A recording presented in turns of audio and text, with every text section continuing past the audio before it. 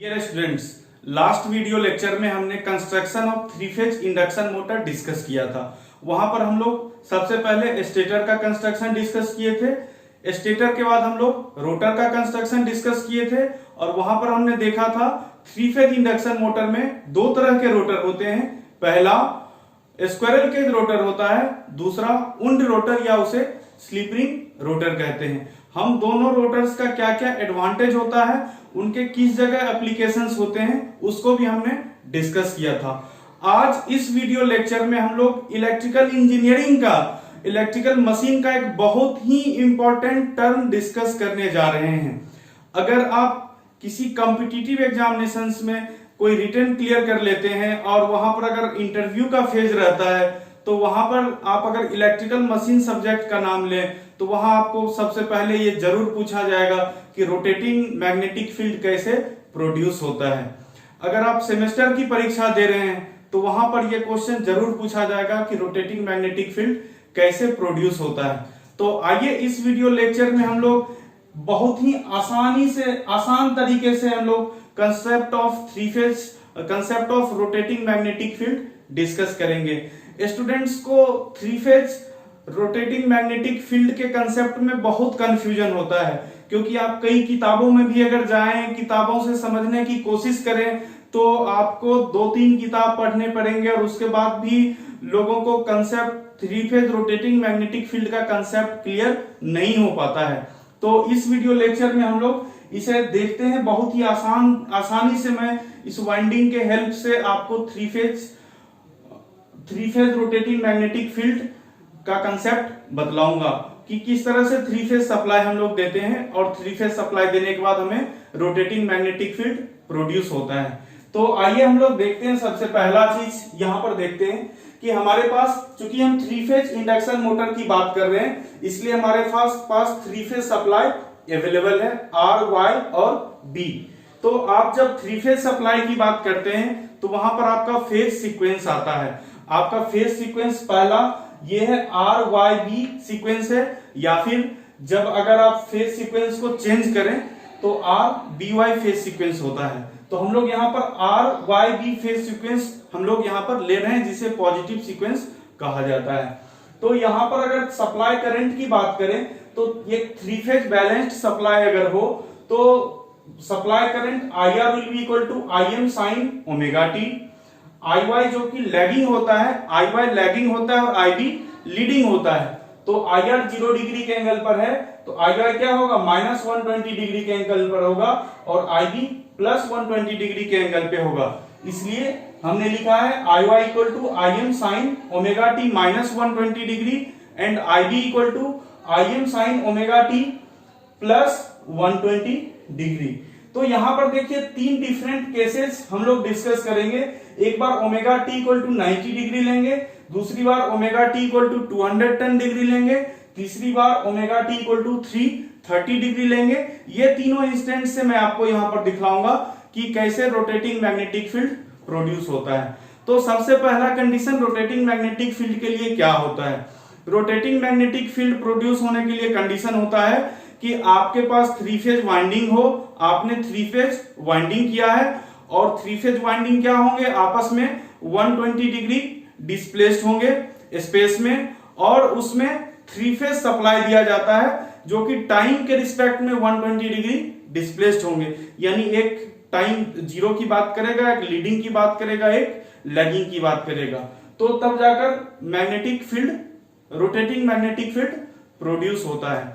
तो हम लोग यहाँ पर तीनों केस वाइज डिस्कस करते हैं कैसे रोटेटिंग मैग्नेटिक फील्ड प्रोड्यूस होता है। यहाँ पर पहला केस लिए हैं at omega T equal to 90 degree.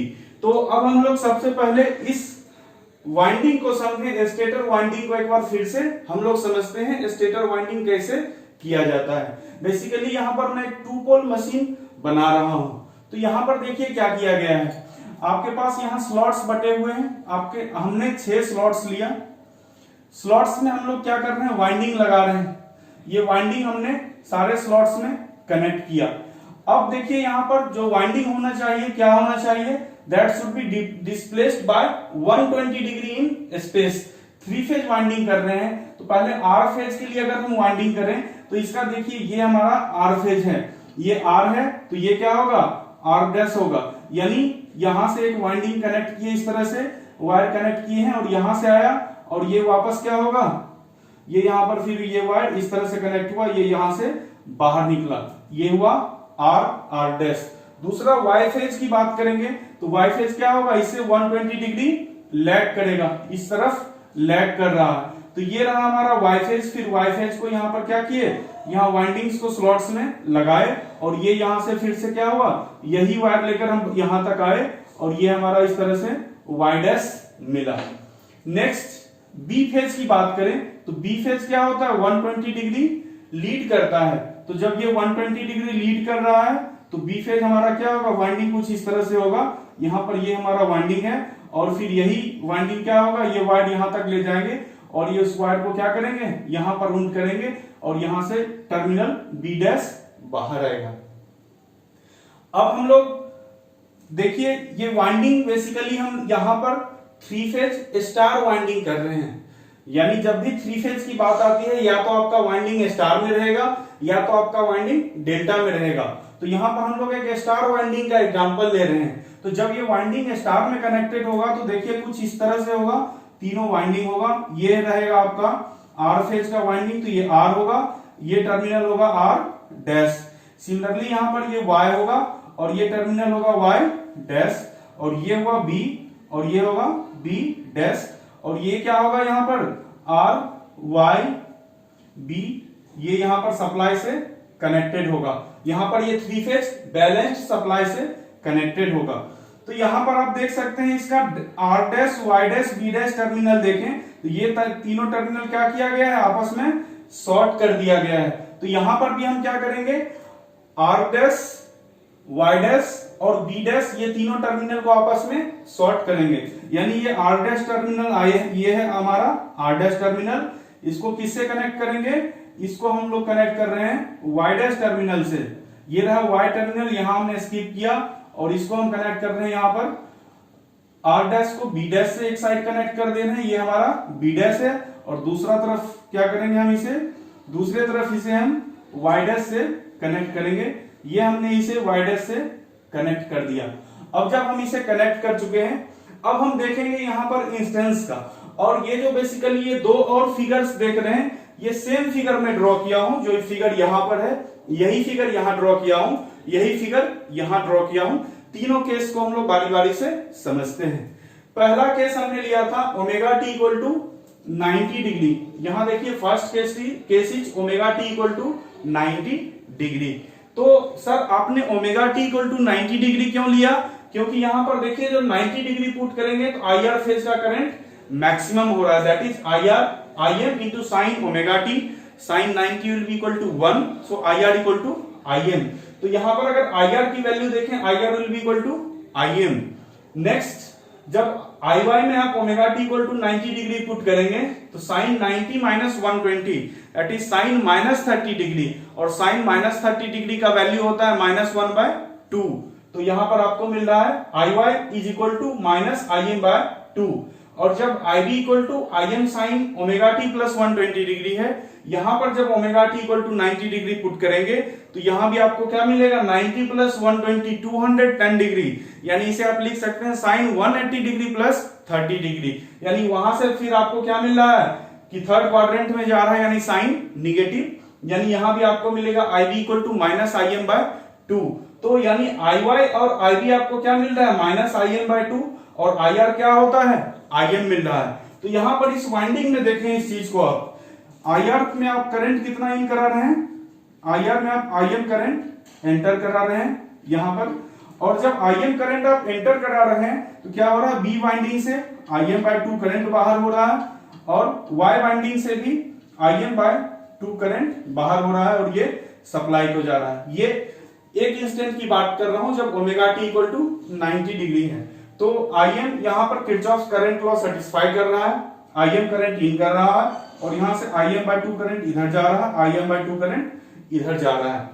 तो सिमिलरली हमें यहां भी इसी चीज को शो करना है इस वाइंडिंग में। तो देखिए आई आर टर्मिनल के through I am current in कर रहा है, और जब ये आई एम करंट इसके थ्रू इन कर रहा है, यही करंट क्या होगा, यहां से आएगा और IR डैश टर्मिनल के थ्रू IM करंट बाहर जाएगा। तो ये रहा हमारा IM करंट। अब ये IM करंट दो पाथ में डिवाइड हो रहा है। एक पहला पाथ इधर जाएगा IM/2 और दूसरा पाथ इधर जाएगा IM/2। और ये कहां तक जा रहा है? ये आपका B डैश टर्मिनल में इन कर रहा है, यानी यहां पर B डैश टर्मिनल में करंट इन हो रहा है IM/2 और यहां पर Y डैश टर्मिनल में करंट इन हो रहा है IM/2। जब IM/2 current B dash terminal में इन हो रहा है, इसका मतलब B टर्मिनल से ये करंट बाहर हो रहा है। यहां पर देखिए B टर्मिनल से करंट बाहर हो रहा है, यानी ये रहा आपका B टर्मिनल, B टर्मिनल से IM करंट, IM/2 करंट बाहर हो रहा है। सिमिलरली Y टर्मिनल से IM/2 करंट बाहर हो रहा है। अब जब ये वाइंडिंग में, जब आप देख रहे हैं कि इस वाइंडिंग को आपने क्या दे दिया? करंट दे दिया। तो जब हम वाइंडिंग को करंट दे दिए, वाइंडिंग में मैग्नेटिक फील्ड प्रोड्यूस होगा। अब हमारा काम है मैग्नेटिक फील्ड का डायरेक्शन पता लगाते हैं। तो यहां पर देखिए इस तरह से जब वाइंडिंग में आपने करंट दिया तो ये वाइंडिंग इस तरह से है, यानी यहां पर देखिए इस तरह से करंट इसमें फ्लो कर रहा है, यानी करंट का डायरेक्शन कुछ इस तरह से, वाइंडिंग के ऊपर इस तरह से करंट फ्लो कर रहा है। तो जब इस तरह से करंट फ्लो करेगा तो आप यहां पर देखिए क्या कर देख सकते हैं, यहां पर आप इस तरह से देखिए तो इधर साउथ पोल, इधर आपको क्या मिल रहा है? फील्ड का डायरेक्शन इस तरफ मिल रहा है, यानी यहां पर आप देख रहे हैं फील्ड का डायरेक्शन क्या मिल रहा है? ऊपर की तरफ मिल रहा है, यानी यहां पर फील्ड का डायरेक्शन ऊपर की तरफ है। तो सिमिलरली इस वाइंडिंग में क्या होगा? इस वाइंडिंग से करंट बाहर आ रहे हैं, तो इस वाइंडिंग से जब करंट बाहर आ रहे हैं क्या होगा? यहाँ पर मैग्नेटिक फील्ड का डायरेक्शन इस तरफ से होगा। यानी जो आपने पूरा का पूरा यहाँ पर आर फेज की अगर हम बात करें तो आर फेज में आप क्या दिख रहे हो कि इस तरफ से इस तरफ मैग्नेटिक फील्ड जा रहा है। ये है आपका डायरेक्शन ऑफ मैग्नेटिक फील्ड, यानी ये आपका नॉर्थ पोल बना, this is your north pole and this is your south pole. इस पोल के कंसेप्ट को बहुत अच्छे से समझिए, नॉर्थ पोल और साउथ पोल, क्योंकि इसी कंसेप्ट पर आपका पूरा का पूरा रोटेटिंग मैग्नेटिक फील्ड डिपेंड कर रहा है। तो यहाँ पर आपको कोई कठिनाई नहीं होनी चाहिए। जहां से करंट आपने जिस तरह से वाइंडिंग किया है, तो इसमें जहां करंट इन कर रहा है वो साउथ टर्मिनल बना, जहां करंट आउट कर रहा है वो नॉर्थ टर्मिनल बना। तो ये नॉर्थ टू साउथ एक मैग्नेटिक फील्ड क्रिएट हुआ। सिमिलरली आप यहां पर देखिए वाई फेज की अगर हम बात करें तो वाई फेज में देखिए क्या हो रहा है? वाई फेज में वाई डैश टर्मिनल से करंट इन कर रहा है, वाई फेज में वाई डैश टर्मिनल से करंट इन कर रहा है, क्योंकि करंट निगेटिव है वाई फेज में, -IM/2 है। तो जब ये करंट वाई डैश टर्मिनल से इन होगा तो देखिए यहां पर क्या होगा? मैग्नेटिक फील्ड का डायरेक्शन इस तरह से मैग्नेटिक फील्ड का डायरेक्शन होगा। और यहां पर देखिए फिर वही करंट यहां आएगा तो ये भी क्या होगा? डायरेक्शन, मैग्नेटिक फील्ड का डायरेक्शन इस तरह से होगा, यहां पर इस तरह से मैग्नेटिक फील्ड का डायरेक्शन होगा। यानी आपका ये नॉर्थ बनेगा, ये आपका नॉर्थ बनेगा और ये आपका साउथ बनेगा, यानी ये नॉर्थ बनेगा और ये साउथ पोल बनेगा।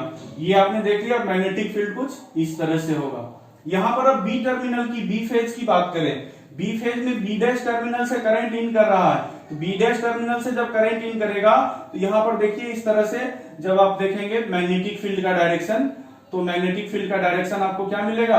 कुछ इस तरह से मिलेगा मैग्नेटिक फील्ड का डायरेक्शन, यानी इस तरफ मैग्नेटिक फील्ड आपको मिल रहा है। तो यहां पर करंट आउट कर रहा है तो यहां क्या बनेगा? नॉर्थ बनेगा, यहां पर साउथ बनेगा। तो आपने देख लिया यहां पर टोटल नीचे के पोर्शन देखें, ये आपका तीनों नॉर्थ पोल बना। अगर इस पोल को इस तरह से डिवाइड करें इस एक्सिस को, तो लोअर तीनों पोल्स क्या बने हैं? नॉर्थ पोल, और अपर तीनों पोल्स क्या बने हैं? साउथ पोल बने हैं। यानी आप ये कह सकते हैं, अगर इफेक्टिव एक पूरे कॉम्बिनेशन की बात करें तो ये लोअर एरिया में आपका पूरा नॉर्थ पोल है, अपर एरिया में आपका साउथ पोल है। इसका मतलब ये 2 पोल का एक मोटर आपको बन गया है, ये एक 2 पोल का मशीन बन गया है, 2 पोल का वाइंडिंग बन गया है। नॉर्थ पोल टोटल यहां है, साउथ पोल यहां है। तो देखिए किस तरह से फील्ड्स का डायरेक्शन होगा। आपने यहां पर देखा फील्ड इस तरह से जाएगा, यहां देखिए नॉर्थ पोल यहां है, साउथ पोल यहां है, क्या होगा? फील्ड कुछ इस तरह से जाएगा। यहां पर देखिए north pole to south pole, field कुछ इस तरह से जाएगा। तो आपने क्या देखा? अगर हम इफेक्टिव फील्ड की बात करें, नेट फील्ड की बात करें, तो नेट फील्ड क्या होगा? नेट फील्ड कहीं ना कहीं देखिए ये यहां पर जो फील्ड क्रिएट हुआ ये Im करंट के कारण हुआ, और ये फील्ड है Im/2 करंट के कारण, ये भी फील्ड है Im/2 करंट के कारण। यानी कि आपका जो मेन फील्ड है इसके कारण प्रोड्यूस हुआ है, तो आपका नेट जो फील्ड का डायरेक्शन होगा omega T equal to 90 degree के केस में, ये फील्ड आपको कुछ इस तरह से दिखने को मिलेगा। ये फील्ड आपको इस तरह से दिखने को मिलेगा।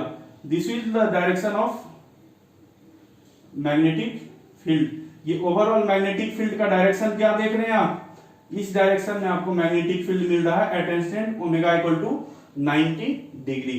अब यहां पर दूसरा केस लिए ओमेगा इक्वल टू 210 डिग्री। तो सर 210 डिग्री आपने क्यों लिया, क्योंकि जब 210 डिग्री पुट करेंगे तो यहां पर देखिए IY will be equal to maximum, यानी IY आपको IY will be equal to IM यानी 1 मिलेगा, और IR और IB आपको क्या मिल रहा है माइनस Im/2 मिल रहा है। IR और IB आपको क्या मिल रहा है माइनस Im/2 मिल रहा है, यानी इस बार IY फेज से करंट एंटर कर रहा है। यहां देखिए IY फेज से Im करंट इसमें एंटर करेगा, IY फेज से Im करंट यहां पर एंटर कर रहा है, और यहां से ये Im करंट क्या हो रहा है बाहर हो रहा है, यानी IY फेज से Im करंट इस तरफ से आ रहा है, और यहां पर इस ज्वाइंट पर आएगा तो एक R फेज में Im/2 जाएगा, Im/2 R फेज में जाएगा, और दूसरा Im/2 B फेज में जाएगा, दूसरा Im/2 B फेज में जाएगा करंट, Im आएगा Im/2 और Im/2 में डिवाइड होगा। तो आपने यहां पर क्या देखा था, सबसे पहले Y का देखते हैं, Y में सबसे ज्यादा करंट कैरी कर रहा है, तो करंट जहां पर फिर से इन कर रहा है वहां साउथ पोल बनेगा, और जो वहां से करंट आउट हो रहा है वो नॉर्थ पोल बनेगा। तो ये एक नॉर्थ और साउथ पोल आपका बन गया। यहां पर मैग्नेटिक फील्ड क्या होगा, कुछ इस तरह से होगा, ये रहेगा डायरेक्शन ऑफ मैग्नेटिक फील्ड, ये रहेगा आपका डायरेक्शन ऑफ मैग्नेटिक फील्ड। दूसरा आप देख रहे हैं यहां पर B डैश टर्मिनल से करंट क्या हो रहा है इन कर रहा है, दूसरा करंट R डैश टर्मिनल पर इन कर रहा है, तो जहां पर करंट इन कर रहा है वो क्या बनेगा साउथ पोल बनेगा, और R टर्मिनल से करंट क्या होगा आउट हो रहा है, B टर्मिनल से करंट आउट हो रहा है, तो यहां पर क्या बनेगा Im/, तो यहां पर देखिए जहां से करंट आउट हो रहा है ये क्या बनेगा नॉर्थ पोल, ये बनेगा नॉर्थ पोल। तो आप यहां पर क्या देख रहे हो, अब देखिए यहां पर एक्सिस आपका शिफ्ट होता हुआ नजर आ रहा है। ये अपर पार्ट देखिए ये पूरा नॉर्थ पोल बना, और ये लोअर पार्ट क्या बना साउथ पोल बना। तो ओवरऑल अगर नेट मैग्नेटिक फील्ड की बात करें तो ये देखिए कुछ इस तरह से मैग्नेटिक फील्ड फ्लो करेगा नॉर्थ टू साउथ। सिमिलरली यहां पर इस तरह से मैग्नेटिक फील्ड प्रोड्यूस फ्लो कर रहा है। तो नेट मैग्नेटिक फील्ड जो हमें मिल रहा है, क्योंकि हमारा टारगेट था नेट मैग्नेटिक फील्ड, इस इंस्टेंट पर अगर देखें तो नेट मैग्नेटिक फील्ड का डायरेक्शन क्या मिल रहा है, ये डायरेक्शन मिल रहा है हमारा नेट मैग्नेटिक फील्ड का। This is the direction of net magnetic field. तो आप क्या देख रहे हैं यहां पर डायरेक्शन मैग्नेटिक फील्ड का चेंज हो चुका है। अब तीसरा केस देखते हैं, at omega T equal to 330 degree. When omega T is equal to 330 degree you see that IB is maximum, IB equal to IM, और IR और IY will be equal to minus Im/2। तो IR और IY से current in कर रहा है, और current क्या हो रहा है मेनली यहां पर देखिए IR और IY से करंट आउट होगा, और IB के थ्रू क्या होगा IB टर्मिनल में सबसे पहले देखते हैं, ये हमारा IB टर्मिनल यहां पर क्या करेगा Im करंट इन करेगा। थ्री फेज सप्लाई जब कनेक्ट करेंगे तो at omega T equal to 330 degree Im current in करेगा, और ये Im करंट जब इससे इन करेगा तो आउट किससे होगा B डैश से Im करंट आउट होगा, तो ये करंट होगा हमारा Im, और जब ये Im करंट B डैश से आउट होगा तो ये क्या होगा R डैश में Im/2 जाएगा, और यहां पर दूसरा Y डैश में Im/2 ampere of current in करेगा। तो जहां पर यहां भी फिर क्या करेंगे, जहां पर पहले B फेज का देख लेते हैं। B फेज में यहां पर देखिए B टर्मिनल पे करंट इन कर रहा है मतलब south pole, B dash terminal से करंट आउट हो रहा है north pole. Y dash terminal की बात करें तो Y डैश टर्मिनल पे करंट इन कर रहा है साउथ पोल, और दूसरा आप देख रहे हैं कि यहां पर R डैश टर्मिनल पे करंट इन कर रहा है साउथ पोल, Y टर्मिनल से करंट आउट हो रहा है नॉर्थ पोल, R टर्मिनल से करंट आउट हो रहा है ये भी नॉर्थ पोल है, ये आपका नॉर्थ पोल है। तो यहां पर आपको क्या मिल रहा है, अगर हम ओवरऑल देखें पोल को तो ये पोल देखिए आपको क्या मिल रहा है, यहां पर ये देखिए एक्सिस आपको नजर आ रहा है, इस पोर्शन में आपको नॉर्थ पोल मिला है, यहाँ पर आपको नॉर्थ पोल मिला है और इस पोर्शन में आपको क्या मिला है, हाफ पोर्शन में साउथ पोल मिला है। तो नेट मैग्नेटिक फील्ड का डायरेक्शन अगर यहाँ पर चेक करें तो यहाँ पर देखिए नेट मैग्नेटिक फील्ड क्या हो रहा है, ये डायरेक्शन देखिए नॉर्थ टू साउथ इस तरह से फील्ड आएगा, यहाँ भी देखिए नॉर्थ टू साउथ इस तरह से फील्ड आएगा। तो कहीं न कहीं क्या हो रहा है, मेजर कंट्रीब्यूशन किसका है, इस फोल्ड का फील्ड का है। तो आप देखेंगे यहाँ पर क्या कि नेट जो है, नेट मैग्नेटिक फील्ड यहाँ पर इस डायरेक्शन में आपको नेट मैग्नेटिक फील्ड मिल रहा है, इस डायरेक्शन में आपको नेट मैग्नेटिक फील्ड मिल रहा है, इस डायरेक्शन में आपको नेट मैग्नेटिक फील्ड मिल रहा है। तो आपने क्या देखा, जैसे ही आपका ओमेगा टी इंक्रीज करना शुरू किया, omega T equal to 90 degree पर यहां डायरेक्शन मिला है, omega T equal to 90 degree पर ये रहा मैग्नेटिक फील्ड आपका इस डायरेक्शन में मिला है। और जैसे ही आप ओमेगा टी बढ़ाए हैं, ओमेगा टी 210 डिग्री गए हैं, यानी आप ओमेगा टी कितना बढ़ाए, 120 डिग्री ओमेगा टी आपने इंक्रीज किया है। तो जैसे 120 डिग्री इंक्रीज किया आपने, देख लीजिए यहाँ पर ये 120 डिग्री एंगल से मैग्नेटिक फील्ड शिफ्ट कर गया। सिमिलरली जब ओमेगा टी को फिर से 120 डिग्री बढ़ा रहे हैं तो मैग्नेटिक फील्ड क्या किया, यहां से इधर शिफ्ट कर गया, यानी फिर से नेक्स्ट 120 डिग्री बढ़ाएंगे, फिर से मैग्नेटिक फील्ड यहां आएगा। इसका मतलब आप क्या समझ रहे हैं, यहां पर देखिए कि आप देख रहे हैं कि मैग्नेटिक फील्ड क्या हो रहा है, मैग्नेटिक फील्ड ओमेगा टी आप बढ़ाते जा रहे हैं, मैग्नेटिक फील्ड क्या हो रहा है, रोटेट करता जा रहा है, यानी आपका टाइम बढ़ता जा रहा है, मैग्नेटिक फील्ड रोटेट करता जा रहा है। और फिर से 360 डिग्री, यानी एक साइकिल कंप्लीट होने के बाद, सप्लाई के एक साइकिल कंप्लीट होने के बाद फिर से मैग्नेटिक फील्ड उसी पोजीशन पर पहुंच जा रहा है और फिर से इस तरह से अपना साइकिल्स कंप्लीट कर रहा है। यानी आप देख रहे हैं कि यहां पर जबकि आपका वाइंडिंग स्पेस में 120 डिग्री से डिस्प्लेस्ड है और जो सप्लाई आप प्रोवाइड कर रहे हैं वो सप्लाई टाइम के रिस्पेक्ट में 120 डिग्री डिस्प्लेस्ड है, तो वहां पर एक 3 फेज मैग्नेटिक फील्ड प्रोड्यूस हो रहा है।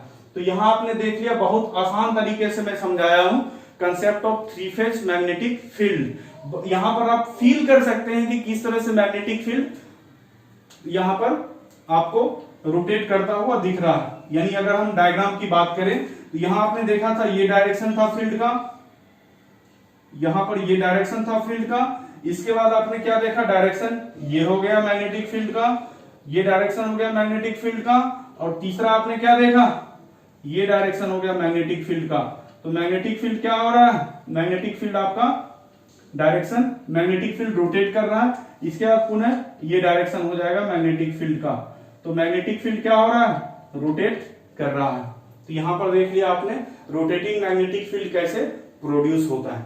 अब हम लोग इसका एमएमएफ के टर्म में इक्वेशंस देखते हैं रोटेटिंग मैग्नेटिक फील्ड का। तो यहां पर मैं इस पार्ट को इरेज कर रहा हूं। नेक्स्ट हम लोग देखते हैं यहीं पर किस तरह से इसे हम डिराइव करेंगे। बेसिकली अगर हम मैग्नेटिक फील्ड की बात करें तो वाइंडिंग में क्या होता है, वाइंडिंग में टर्न्स होता है, और वाइंडिंग में टर्न्स होते हैं, suppose n number of turns winding में है, तो वहां पर अगर आप I करंट फ्लो कराते हैं वाइंडिंग से, n इंटू आई क्या होता है आपका, एमएमएफ होता है, magnetomotive force, that is called MMF. और उस एमएमएफ को जब आप रिलक्टेंस से डिवाइड करते हैं, MMF by reluctance, that is called flux, that is called flux. तो यहां पर हम लोग क्या देख रहे हैं कि यहां पर अब देखिए मैं क्या कर रहा हूं, यहां पर एक सिंपल है समझने के लिए तरीका, यहां देखिए एक हम लोग यहां पर फिर से स्टेटर में बना रहा हूं, और इस स्टेटर में देखिए यहां पर मैं कंडक्टर को, अब वाइंडिंग को इस तरह से हम शो करेंगे, यहां से हम लोग सिंपली इस तरह से वाइंडिंग को शो करेंगे, और इसका कंडक्टर को हम लोग देखेंगे वाइंडिंग का कंडक्टर किस तरह से रखा गया है। तो देखिए यहां पर ये रहा आपका आर फेज, ये रहा आर डैश, ये आपका वाई फेज है, this is your Y phase, this is your Y dash, और ये रहा आपका B phase, this is your B dash. तो हम यहां पर डॉट और क्रॉस से कंडक्टर का डायरेक्शन शो कर रहे हैं। यानी डॉट का मतलब क्या हो रहा है, डॉट का मतलब होता है इनटू द प्लेन, डॉट का मतलब आउट ऑफ द प्लेन होता है, डॉट का मतलब out of the plane, cross का मतलब इनटू द प्लेन। तो यहां पर देखिए यहां से क्या हो रहा है, यहां पर मैं डॉट लगा रहा हूं, आर डैश क्या होगा क्रॉस, बी डॉट होगा बी डैश क्रॉस होगा, वाई डॉट होगा वाई डैश क्रॉस होगा। तो यहां पर अगर हमारा ये पोजीशन है यहां पर, तो इस पोजीशन में देखिए बेसिकली हम लोग तीनों फ्लक्स का एक्सिस देखेंगे। तीनों जो फ्लक्स हमारा है, आर फेज का फ्लक्स, वाई फेज का फ्लक्स अलग है, डी फेज का फ्लक्स अलग है। क्योंकि जब करंट आपने देखा कि आई M sine omega T minus 120 degree, तो उसी करंट को जब आप नंबर ऑफ टर्न से मल्टीप्लाई करेंगे तो वहां पर एमएमएफ मिल जाएगा, और उसको जब आप रिलक्टेंस से डिवाइड करेंगे तो that will be your flux. तो यहां पर हम लोग फ्लक्स का एक्सप्रेशंस लिखते हैं और वहां पर उसका एक्सिस देखेंगे। तो सबसे पहले देखिए यहां पर आर फेज की अगर हम बात करें तो यहां पर देखिए ये मैग्नेटिक फील्ड कुछ इस तरह से आएगा, यहां पर मैग्नेटिक फील्ड कुछ इस तरह से ऐसे मैग्नेटिक फील्ड क्रिएट होगा, और यहां पर इनटू द प्लेन है मैग्नेटिक फील्ड कुछ इस तरह से क्रिएट होगा। तो नेट जो आपको एक्सिस मिलेगा फ्लक्स का, देखिए वो एक्सिस क्या मिल रहा है, that is the axis of magnetic axis of R dash. This is the axis of R dash. और यहां पर जो फ्लक्स आपको मिलेगा आर फेज में, वो फ्लक्स क्या होगा, इस वाइंडिंग के कारण आर वाइंडिंग में फ्लक्स आपको क्या मिलेगा आर डैश में, phi M sine omega T. Flux will be phi M sine omega T. दूसरा हम लोग डिस्कस करते हैं वाई फेज की। अगर हम बात करें तो ये रहा आपका वाई, ये रहा वाई डैश। तो वाई और वाई डैश की भी अगर हम बात करें तो वाई में क्या होगा, इस तरह से फील्ड ऐसे जाएगा और यहां पर ऐसे जाएगा। यानी नेट फील्ड की अगर हम बात करें तो नेट फील्ड आपको इस डायरेक्शन में ऐसे मिलेगा। ये रहेगा आपका एक्सिस ऑफ वाई डैश। और यहां पर अगर हम फाई वाई लिखे, इक्वेशन लिखें, that will be equal to phi M sine omega T minus 120 degree. यहां पर आप देख रहे हो 120 डिग्री से ये क्या है, डिस्प्लेस्ड है। और जब हम फाई बी का एक्सिस लिखेंगे तो फाई बी का एक्सिस आपको कहां मिलेगा, फाई बी का एक्सिस अगर हम देखें तो ये रहा बी यहां आपका ये इधर जा रहा है, बी डैश आपका इधर जा रहा है। तो यानी कहीं कहीं आपको यहां पर एक्सिस मिलेगा बी का। ये रहा axis of B dash.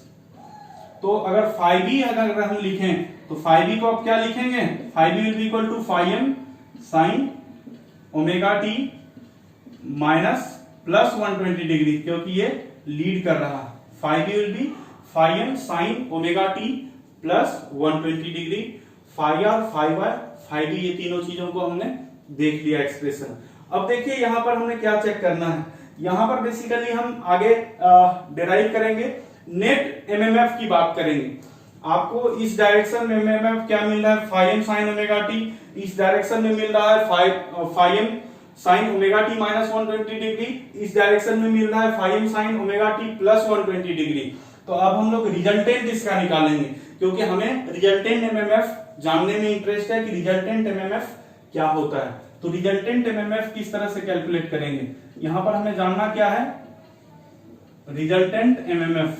We have to find the resultant MMF. तो रिजल्टेंट एमएमएफ या रिजल्टेंट फ्लक्स या फिर रिजल्टेंट फ्लक्स बोल सकते हैं। तो रिजल्टेंट फ्लक्स अगर हम फाइंड करें तो डायरेक्ट हम एमएमएफ के जगह फ्लक्स लिख रहा हूं, रिजल्टेंट फ्लक्स।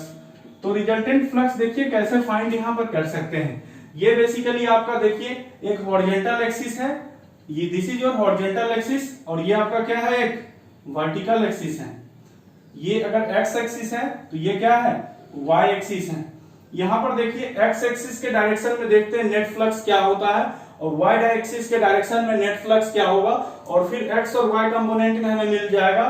तो नेट क्या होगा, इसका vector sum net magnetic flux होगा।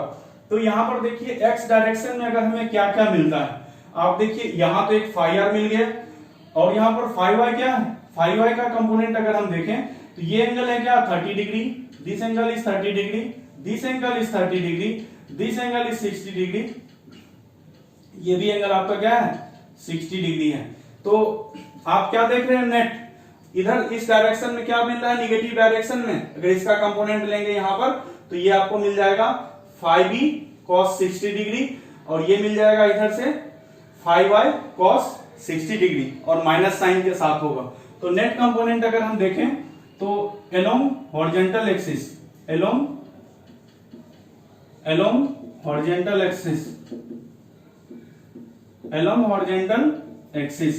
अगर हम horizontal axis देखें तो यहां से आपको मिलेगा फाई, हॉरिजेंटल को एक्स एक्सिस भी कह सकते हैं, तो फाई एक्स मैं लिख रहा हूं, so phi X will be equal to phi R minus phi Y cos 60 degree minus phi B cos 60 degree, phi Y cos 60 degree minus phi B cos 60 degree. तो यहां पर हम क्या करेंगे, यहां पर फाई आर की जगह आप क्या लिखोगे, phi R will be equal to phi M sine omega T minus cos 60 degree, दोनों में कॉमन ले लेते हैं। कॉस 60 डिग्री की वैल्यू क्या होती है, cos 60 degree is equal to 1/2, तो इसको मैं 1/2 अगर कर दूं, 1/2 इंटू क्या हो जाएगा, 5y प्लस 5b। तो 5y क्या है, 5y, तो 5y अगर देखें तो 5y आपको क्या है, 5y, 5m sign omega T minus 120 degree, ये आपका 5m sign omega T minus 120 degree, और प्लस 5b क्या है, 5m sign omega T plus 120 degree है। तो यहां पर अगर आप फर्दर कैलकुलेशन करें, ये हमें मिल रहा है 5m sign omega T minus 5m/2 into, अगर इस पार्ट को अगर आप यहां पर ये एक्सपेंड करेंगे तो साइन ए माइनस बी का फॉर्मूला क्या होता है, sine A into cos B minus cos A into sine B. Similarly sine A plus B का फॉर्मूला होता है sine A into cos B plus cos A into sine B. तो यहां से अगर ये चीज करेंगे तो ये आपको मिल जाएगा, यहां से नेट अगर देखें ये मिल जाएगा माइनस साइन ओमेगा टी। यहां से आपको अगर इसे आप अगर सिंप्लीफाई करेंगे तो यहां से आपको मिलेगा 5m/2 into minus sign omega T, तो माइनस और माइनस प्लस हो जाएगा, तो टोटल क्या हो जाएगा 5m प्लस 5m/2, यानी आपको मिलेगा 3/2 5m sign omega T, 3/2 5m sign omega T. ये एक्स एक्सिस के डायरेक्शन में आपको मिल रहा है 3/2 5m साइन ओमेगा टी। अब आपको एलोंग वर्टिकल एक्सिस कैलकुलेट करना है।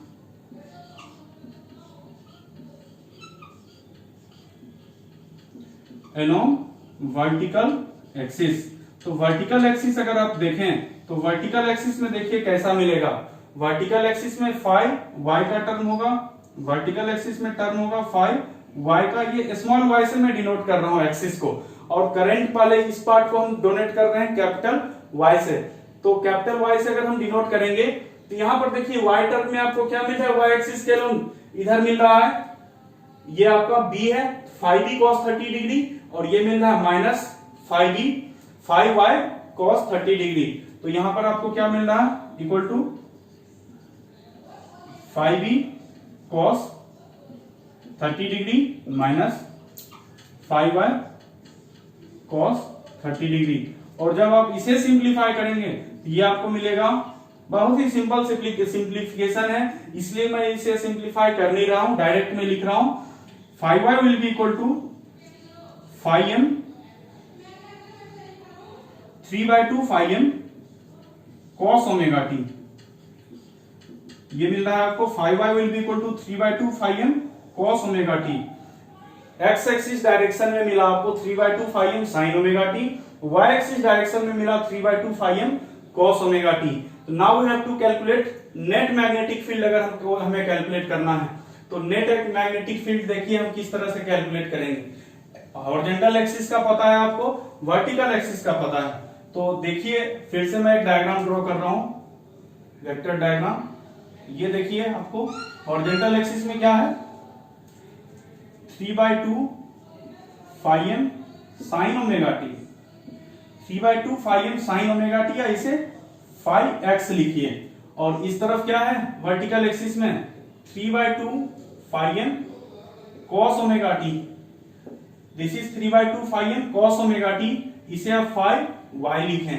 तो इन दोनों का रिजल्टेंट क्या होगा, इन दोनों का रिजल्टेंट आपको कहीं न कहीं यहां पर मिलेगा, इसके this is the resultant 5r। और ये क्या होगा, यहां से थीटा एंगल से डिस्प्लेस होगा। तो अगर फाई रिजल्टेंट हम देखें, फाई रिजल्टेंट, तो इसका मैग्नीट्यूड क्या हो जाएगा, under root phi X square plus phi Y square. तो यहां पर क्या देखिए 3/2 फाई एम दोनों में कॉमन है, तो साइन स्क्वायर ओमेगा टी और इसमें हो जाएगा कॉस स्क्वायर ओमेगा टी।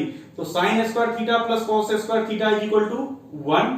तो यहां से आपको क्या मिलेगा, यहां से आपको नेट मिलेगा 3/2 फाई एम, यानी रिजल्टेंट जो फ्लक्स मिल रहा है आपको, resultant flux is equal to 3/2 phi M. This is resultant flux. ये हमें यहां पर मिला है 3/2 इंटू फाई एम। तो ये रिजल्टेंट फ्लक्स आप क्या देख रहे हैं, ये रिजल्टेंट फ्लक्स हमें कांस्टेंट मिल रहा है, it is not dependent on time. जो मैग्नीट्यूड ऑफ रिजल्टेंट फ्लक्स है वो हमें कांस्टेंट मिला है, it is not dependent on time. दूसरा एंगल अगर हम कैलकुलेट करें थीटा, तो थीटा क्या होगा, theta will be equal to tan inverse phi Y upon phi X. तो फाई वाई की जगह क्या है 3/2 cos omega T, phi x के जगह 3/2 sin ओमेगा टी। तो यहां से देखिए क्या मिल रहा है, यहां से मिल रहा है tan inverse cot omega T मिल जाएगा, tan inverse cot omega T. यहां से आपको थीटा क्या मिलेगा, tan inverse cot omega T. यहां से थीटा मिल रहा है tan inverse cot omega T. तो थीटा जब tan inverse cot omega T हमें मिल रहा है, तो थीटा और ओमेगा टी के बीच में अगर रिलेशन फाइंड करें तो क्या हो सकता है, cot ओमेगा टी को आप क्या लिख सकते हैं, tan π/2 minus omega T, tan π/2 minus omega T. तो यहां से क्या लिखेंगे, direct tan inverse of tan चला जाएगा, तो डायरेक्ट हो जाएगा theta equal to π/2 minus omega T. From here आपको क्या मिल रहा है, theta is equal to π/2 minus omega T, theta equal to 90 degree minus omega T. So this is the relation between theta and omega T. तो अब ये theta क्या बतला रहा है, देखिए थीटा बतला रहा है कि नेट मैग्नेटिक फील्ड जो है ये हॉरिजॉन्टल एक्सिस से कितना एंगल बना रहा है, दैट इज कॉल्ड थीटा। तो अब हम क्या देख रहे हैं कि टाइम अगर हम ओमेगा टी चेंज करें 0 डिग्री 10 डिग्री 20 डिग्री 30 डिग्री, अगर हम इस तरह से ओमेगा टी बढ़ाते जाएंगे हमारा थीटा क्या होगा, बढ़ता जाएगा, थीटा हमारा चेंज होता जाएगा। तो हमें यही देखना है कि थीटा कैसे चेंज होता है।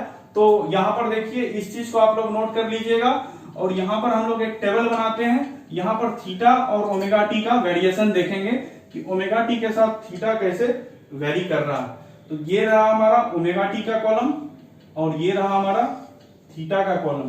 थीटा क्या है, π/2 माइनस ओमेगा टी। तो पहला केस लेते हैं, पहला हम लोग ले रहे हैं ओमेगा टी 0 डिग्री, थीटा क्या होगा 90 डिग्री। दूसरा केस ले रहा हूं ये 90 डिग्री, तो ये जब 90 डिग्री होगा तो ये क्या होगा 0 डिग्री। तीसरा ओमेगा टी अगर हमारा 180 डिग्री होगा तो ये क्या होगा माइनस 90 डिग्री। चौथा केस जब ये 270 डिग्री होगा ये होगा हमारा माइनस 180 डिग्री। पांचवा case theta is equal to 360 degree, this will be equal to minus 270 degree. And तो इस तरह से आप जब थीटा को बढ़ा रहे हैं, ये हमारा ओमेगा टी बढ़ाने से ये आपका थीटा मिल रहा है। तो अब हम इंस्टेंट की बात करते हैं, इंस्टेंट की बात करते हैं। पहला instant omega T equal to 0 degree, omega T horizontal axis 0 degree को बता रहा है, तो omega T equal to 0 degree, theta क्या है 90 डिग्री, यानी ये मैं यहाँ पर हॉरिजॉन्टल एक्सिस बना रहा हूं, यहां से थीटा क्या बना रहा है 90 डिग्री। ये है आपका फाई आर का पोजीशन, यहां पर है रिजल्टेंट मैग्नेटिक फील्ड का। अब आप omega T equal to 90 degree करते हैं तो आपको थीटा क्या मिलता है 0 डिग्री, यानी यहां पर पोजीशन चेंज हो चुका है, थीटा 0 डिग्री मिला, ये रहा हमारा फाई आर। इसके बाद हम फिर से थीटा को अगर हम बढ़ाते हैं ओमेगा टी को, तो थीटा क्या मिलता है माइनस 90 डिग्री, ये रहा आपका माइनस 90 डिग्री एक्सिस, ये रहा हमारा फाई आर। इस तरह से फिर अगर इधर हम बढ़ाएंगे तो फिर क्या मिलेगा माइनस 270 डिग्री मिल रहा है। जब थीटा 360 करते हैं, जब आप ओमेगा टी 360 करेंगे थीटा मिल रहा है 270 डिग्री, ये है हमारा फाई आर। यानी आप क्या देख रहे हैं, रिजल्टेंट मैग्नेटिक फील्ड का मैग्नीट्यूड कांस्टेंट रह रहा है 3/2, नेट मैग्नीट्यूड क्या है कांस्टेंट है 3/2 फाई एम, और ये रोटेट कर रहा है, एक इस डायरेक्शन में रोटेट कर रहा है। तो अब हमें चेक करना है कि ये डायरेक्शन हमारा, ये इस डायरेक्शन का क्या सिग्निफिकेंस है, हमारा डायरेक्शन, ये डायरेक्शन क्यों आ रहा है। तो उसका कारण जब आप देखेंगे तो बेसिकली जो direction of rotating magnetic field होगा, direction of rotating magnetic field, direction of rotating magnetic field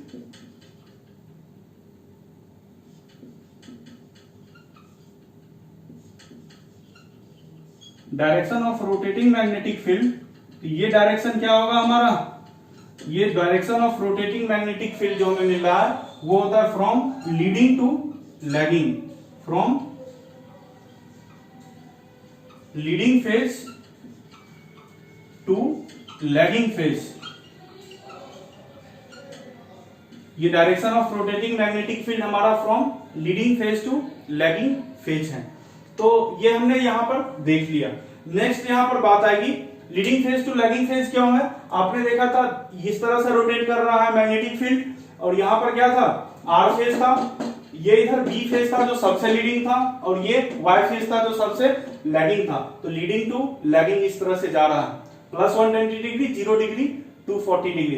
तो ये रहा आपका concept of rotating magnetic field. Next यहां पर एक चीज देखते हैं आपकी, रोटेटिंग मैग्नेटिक फील्ड का डायरेक्शन कैसे चेंज कर सकते हैं। तो रोटेटिंग मैग्नेटिक फील्ड का डायरेक्शन चेंज करने के लिए क्या करना पड़ेगा, हमारे पास फेज सीक्वेंस है आर वाई बी। तो आप देख रहे हैं कि leading phase to lagging phase हमारा रोटेटिंग मैग्नेटिक फील्ड का डायरेक्शन होता है। तो अगर हम आपस में y और b को अगर मान लो आप एक्सचेंज कर दो, r के बाद b आ जाएगा, फिर y आ जाएगा, तो उस केस में क्या होगा कि इस समय हमारा y सबसे लीडिंग हो जाएगा, उसके बाद r हो जाएगा, और फिर b सबसे लैगिंग हो जाएगा। तो जब ये आपने फेज सीक्वेंस चेंज कर दिया तो लीडिंग टू लैगिंग जाएगा, तो लीडिंग अब हमारा क्या बन जा रहा है, लीडिंग y बन जा रहा है। तो उस केस में हमारा मैग्नेटिक फील्ड का डायरेक्शन रिवर्स हो जाएगा, मैग्नेटिक फील्ड का डायरेक्शन रिवर्स हो जाएगा। यानी अगर आप फेज सीक्वेंस को चेंज कर रहे हो, यानी किसी दो टर्मिनल को आपस में अगर आप चेंज कर रहे हो, तो आपका जो मशीन होगा, जो आपका 3 फेज इंडक्शन मोटर होगा, उसके में जो स्टेटर में रोटेटिंग मैग्नेटिक फील्ड प्रोड्यूस हुआ है, उसी का डायरेक्शन क्या होगा, रिवर्स हो जाएगा। तो ये इंटरव्यू एग्जाम में क्वेश्चन पूछे जाते हैं, ऑब्जेक्टिव क्वेश्चंस में इस तरह के क्वेश्चंस रहते हैं कि रोटेटिंग मैग्नेटिक फील्ड का डायरेक्शन कैसे चेंज होता है। वहां पर दिया जाएगा तीनों टर्मिनल को आपस में चेंज कर दो, फिर दूसरा ऑप्शन रहेगा किसी दो टर्मिनल को आपस में चेंज कर दो। तो वहां पर आपको सही ऑप्शन क्या होगा कि दो टर्मिनल को आपस में चेंज कर देना है। और ये भी ऑब्जेक्टिव क्वेश्चन में पूछा जाता है कि direction of rotating magnetic field क्या होता है, तो leading phase to lagging phase होता है। क्लियर। अब देखिए यहां पर एक बहुत ही इंपॉर्टेंट टर्म आ रहा है सिंक्रोनस स्पीड का। What is synchronous speed. तो बेसिकली सिंक्रोनस स्पीड की अगर हम बात करें, the speed at which magnetic field rotates is called synchronous speed.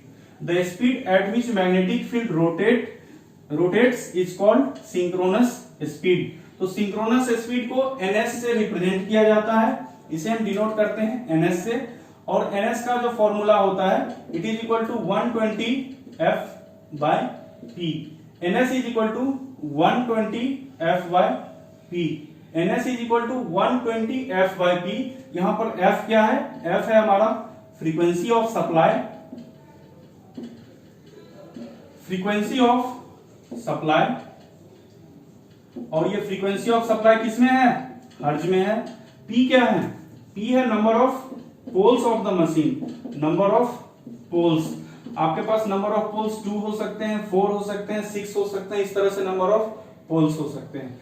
तो हम लोग पहले देख इंडिया में हमारा फ्रीक्वेंसी क्या है, हमारा फिक्स है 50 हर्ट्ज फ्रीक्वेंसी हमारा इंडिया में। नंबर ऑफ पोल्स की बात करें तो नंबर ऑफ पोल्स से अगर हम कैलकुलेट करना शुरू करें, ये नंबर ऑफ पोल्स है और ये इधर सिंक्रोनस स्पीड का कॉलम है।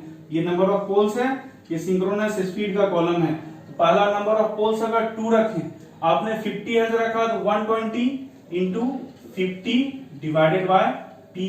दैट मींस यहां से याद रखिए 6000 डिवाइडेड बाय p मिल रहा है। अब नंबर ऑफ पोल जब आपका 2 है तो स्पीड क्या होगा 3000 और ये यूनिट क्या है, RPM, revolution per minute, revolution per minute. And P equal to 4 रखें तो स्पीड क्या होगा 1500 आरपीएम। P इक्वल टू 6 रखें तो हमारा स्पीड क्या होगा, फिर से रिड्यूस हो जाएगा, तो 750 आरपीएम हो जाएगा। 6 अगर हम रखें तो 1000 आरपीएम हमारा स्पीड हो जाएगा, 1000 आरपीएम हमारा स्पीड हो जाएगा।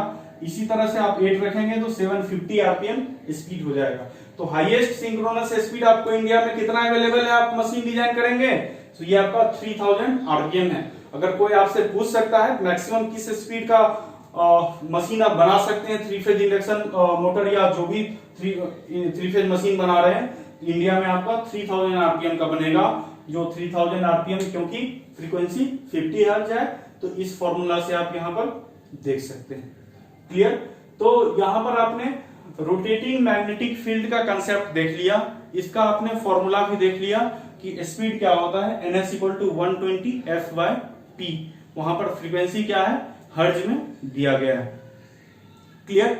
तो यहां से आप एक चीज समझ सकते हैं कि अगर आप ज्यादा फ्रीक्वेंसी का सप्लाई आपके पास अवेलेबल है, जैसे यूएसए में 60 हर्ट्ज की फ्रीक्वेंसी है, तो वहां पर जो मशीन तैयार किया जाता है इंडक्शन मोटर, तो वो या कोई भी मशीन तैयार किया जाता है, तो वहां पर 3 फेज रोटेटिंग मैग्नेटिक फील्ड का स्पीड क्या होगा, इससे ज्यादा मिलेगा, वहां पर 3600 आरपीएम की स्पीड मिलेगी। तो फ्रीक्वेंसी के कारण आप देख रहे हैं मशीन की स्पीड आपका डिपेंड कर रहा है फ्रीक्वेंसी पर।